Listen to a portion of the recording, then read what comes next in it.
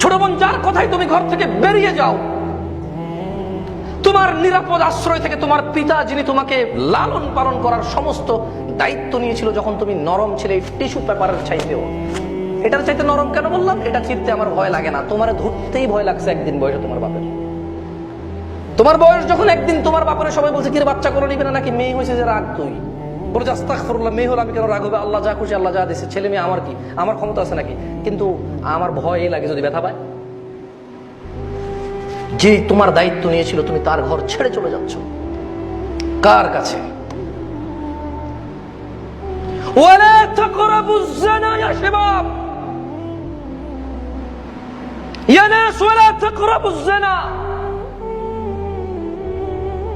যুবক, তুমি জানার কাছেও যেও না। তুমি যে মেয়ের সাথে সময় নষ্ট করতেছো, সে তোমার স্ত্রী হবে না। ইটস বিকজ তোমার বয়স 25 হলো তোমাকে ইম্যাচিওর মনে করা হয়।